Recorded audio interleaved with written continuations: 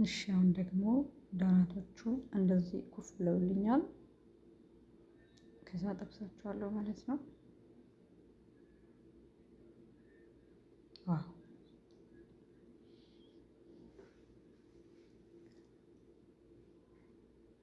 ይሄ እንደዚህ ወረቀቱን የተጠቀምኩት ኩፍ ስለሚሊጡ በእጄ ስነካው የእጄ ቅርጽ ወይም የሆነ ያልተጠበቀ ቅርጽ ሊያመጣ ስለሚችል ወረቀቱን ብቻ ብድግ አድርጌ ግን ዘይቱ ላይ ካደረኩት እሱ ምንም አይሆንም። ሳይዙን ጠብቆ ነው እንትን የሚለው ማለት ነው። እንዳይጣመም ወይም የሆነ የእጄ ቅርጽ እንዳይኖረው ይረዳኛል ማለት ነው ለማድረግ። ተረፈ እንዳይጣበቅ በጥንቃቄ እለብሳለሁ ማለት ነው።